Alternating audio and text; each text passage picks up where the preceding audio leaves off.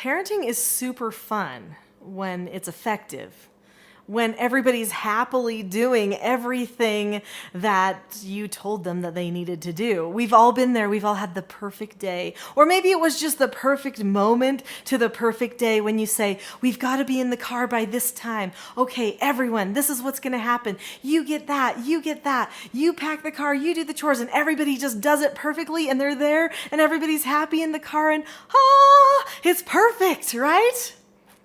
Sadly, that doesn't happen every time, does it? No.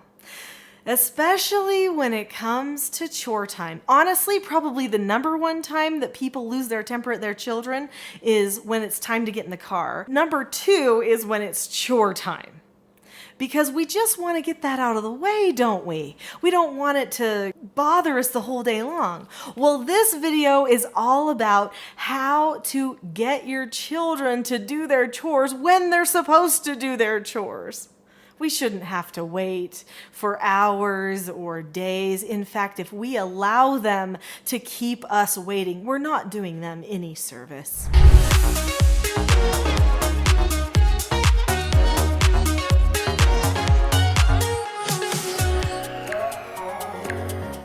When children stop listening to their parents or stop doing what their parents tell them to do, then parents develop a nasty habit of nagging. Nagging takes the joy out of everyday life, and it starts parents down the judging and selfish path.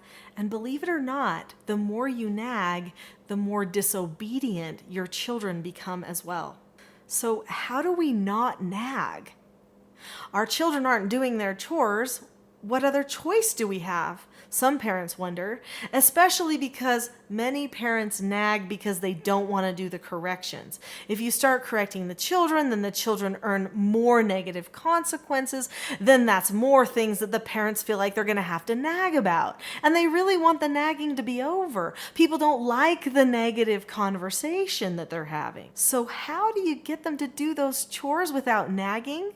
Well, here are 4 secrets that can help you do just that. First, you have to have low tolerances. If you keep your tolerances low, your children actually perform better and have more confidence in all of their behavior. So what does it really mean to keep your tolerances low? That means that if the child doesn't do it or gets distracted on their way, you don't just put up with it. No, you address it. You go to the child and you explain that they're not following an instruction. And then you would correct that. They would even get the opportunity to earn a negative consequence, which in our family is an extra chore. Now I know you're thinking, no more chores. Because if I give them another chore, then I'm going to be nagging all day long. No, because you're not nagging anymore. You have got to decide that you're not going to nag. You can't. And the opposite of nagging is being consistent. So that means low tolerances. You're not going to put up with the eye rolling anymore, the talking back anymore. You don't need to be super authoritarian and angry. You just need to decide, nope, it stops now. This isn't good communication for our family, and it's even bad for our relationships. So how do you do that? How do you keep your tolerances low and not turn into a monster? Well, that brings us to secret number 2, which is to pre-teach. Pre-teach means that you prepare them ahead of time for what's coming. So in our family, we pre-teach our children with all kinds of skills that they need to be successful and to get their way and to get understood and to communicate with us. One of those key skills we're going to talk about in our next secret. But part of pre-teaching also is doing everything with them before you ever require them to do it themselves. And I know you think, no, they have seen me take out that trash so many times. There's no way that I need to train them on the chore of taking out the trash. You do. You have to. Especially if you want them to do it like you would do it. So just make sure that you don't ever worry about having to train or retrain a child to do a chore the correct way.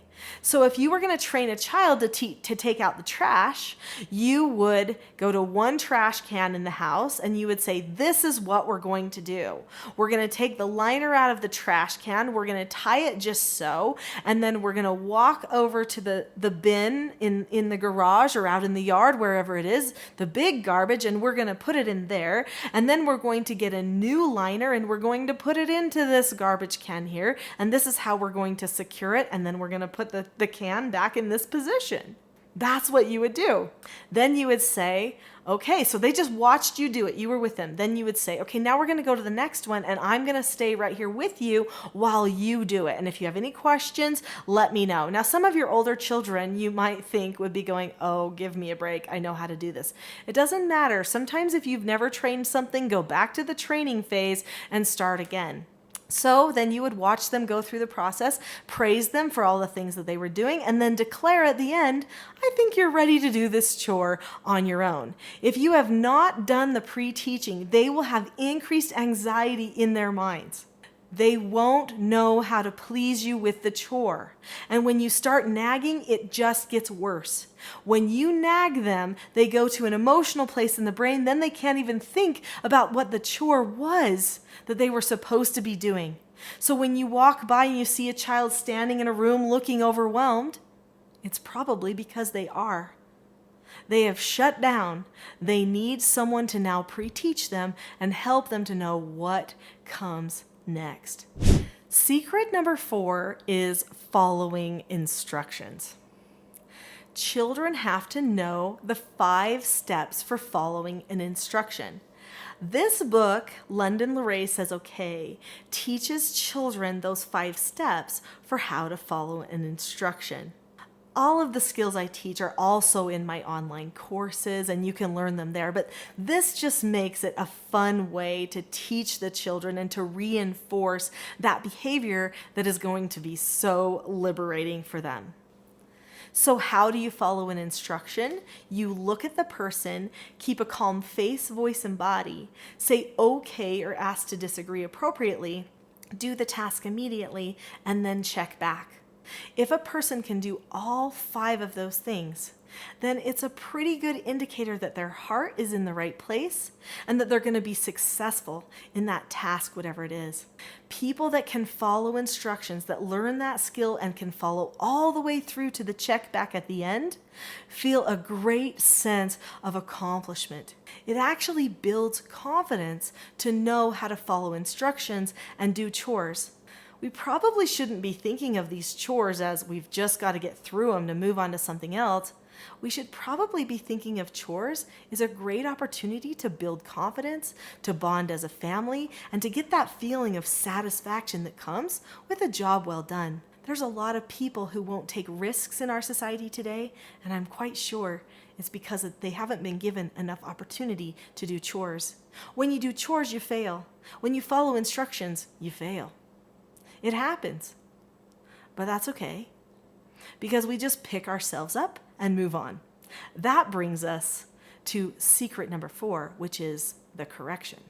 Correcting your children is one of the most merciful things that you can do for them.